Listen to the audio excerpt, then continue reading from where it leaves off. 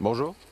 S'il y a bien une chose que Netflix sait faire, c'est parler de vrais crimes. Cependant, comme avec Dahmer, des choses importantes sont laissées de côté. Et dans cette idée, et comme de toute façon l'histoire est déjà de partout, voici des détails que Netflix ne peut pas oublier avec les frères Menendez.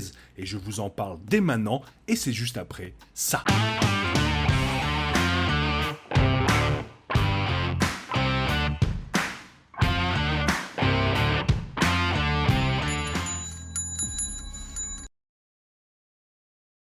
Monster, l'histoire de Jeffrey Dahmer, est sortie sur Netflix en septembre dernier et a battu des records de streaming. En raison du succès de la première saison, la série a été renouvelée en tant que série d'anthologie sur des vrais crimes.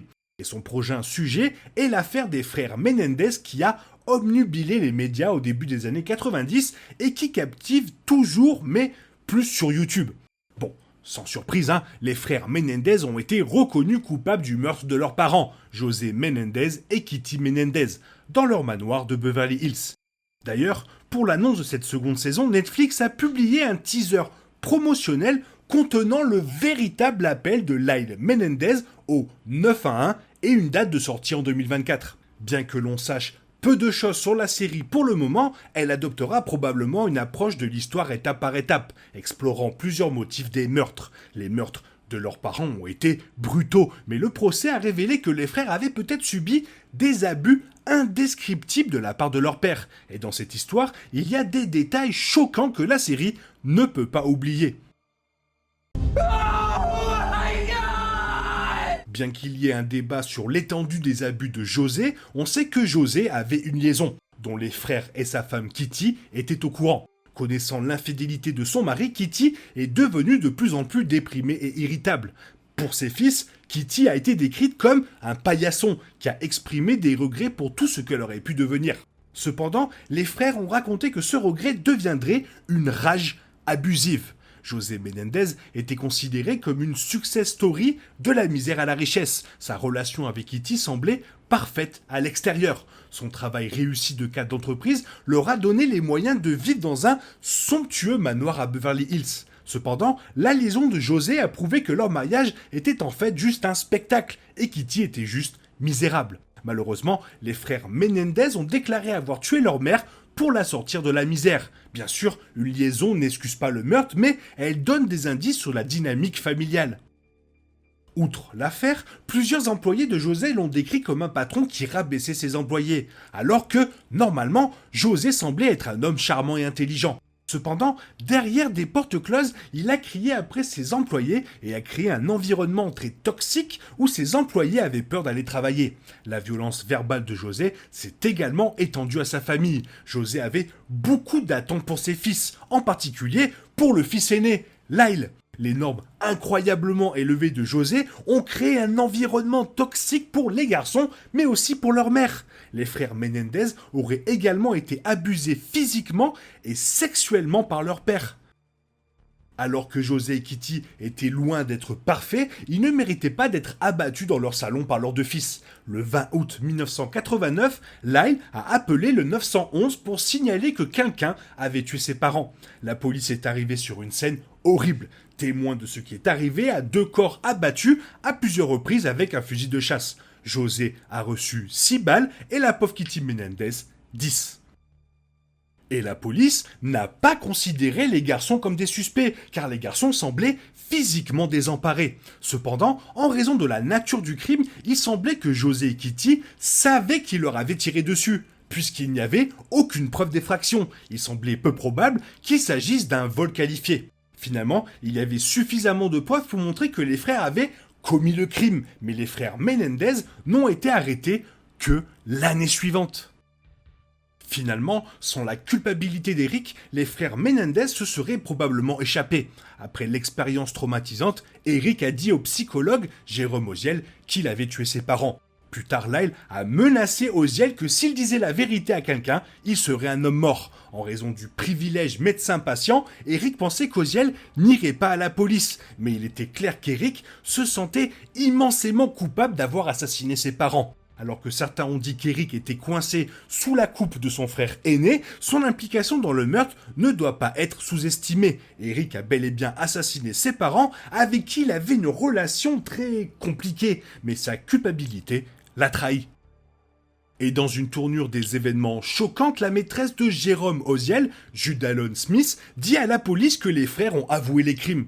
Oziel a non seulement dit à sa maîtresse la vérité, mais l'a aussi tellement irrité qu'elle est allée voir la police pour se venger. La police a confisqué les bandes enregistrées des séances d'Oziel et d'Eric. Les enregistrements ont été jugés recevables par le tribunal parce que Lyle a menacé Oziel, ce qui a violé le privilège médecin-patient. Cependant, certaines des bandes n'étaient pas recevables, comme Eric décrivant les meurtres. Judalon Smith s'est rendu à la barre lors du procès des Menendez, mais selon l'avocate Pam Bozanic, elle était un témoin problématique qui contredisait certaines de ses affirmations précédentes. Indépendamment de ces raisons, Judalon Smith est la raison pour laquelle les frères Menendez ont été accusés de meurtre.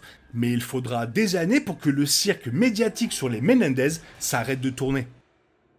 Alors au début, les frères Menendez semblaient être victimes d'un crime horrible. Cependant, en 1993, Court TV a diffusé le procès et a changé à jamais la perception que le public avait sur les frères. Au tribunal, les frères Menendez ont choqué le monde en avouant en larmes le meurtre des parents. Cependant, l'avocate de la défense, Leslie Abramson, a fait valoir que les garçons avaient tué leurs parents pour se défendre après une vie d'abus de la part de leur père.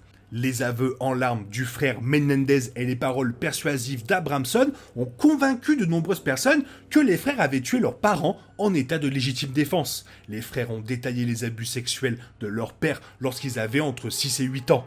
Beaucoup étaient convaincus que personne ne mentirait à propos d'événements aussi horribles. Cependant, d'autres pensaient que les frères avaient assassiné leurs parents par cupidité parce que leur mère, Kitty, prévoyait de les exclure du testament. Le procès Menendez a conduit à 2 jurys dans l'impasse, ce qui signifie que les frères devaient être rejugés. De nombreux facteurs ont été impliqués dans le procès des frères Menendez, qui s'est soldé par une annulation du procès. L'avocate Pam Bozanic a fait valoir que l'abus sexuel avait été utilisé comme un écran de fumée juridique et avait été complètement fabriqué pour influencer le jury. La défense convaincante d'Abramson a persuadé une partie du jury et du public que les garçons étaient donc des victimes. Alors que tout le monde voulait désespérément un verdict pour mettre fin à ce cirque médiatique, les frères ont été jugés une seconde fois. Leurs avocats se sont concentrés sur des faits avérés et la brutalité des meurtres. Alors qu'Abramson est revenu pour défendre les garçons, elle n'a pas pu influencer le nouveau jury. Les frères Menendez ont été reconnus coupables de 2 chefs de meurtre au premier degré et ont été condamnés à la prison à vie, sans possibilité de libération conditionnelle. Le juge a décidé de ne pas imposer la peine de mort aux frères parce que les garçons n'avaient aucun antécédent de crimes violents. Pendant que les 2 frères vivaient, l'un d'eux a prospéré en prison. Les frères ont été séparés après le procès et n'ont été réunis que 22 ans plus tard, en 2018. En prison, Eric Menendez a suivi des cours universitaires et a participé à des activités bénévoles. Il s'est également marié et a avoué lors d'un entretien téléphonique depuis la prison qu'il souhaitait pouvoir reprendre sa vie. Lyle, quant à lui, s'est marié 2 fois et a causé des problèmes dans son établissement. Alors que les 2 frères attirent toujours l'attention des médias, il est logique que Netflix donne son feu vert à un drame sur l'affaire scandaleuse. Monstre, l'histoire de Lyle et Eric Menendez a beaucoup de choses à couvrir lorsque la série reviendra en 2024. Bref, il y a évidemment beaucoup de choses à voir dans cette histoire, donc on verra bien l'année prochaine.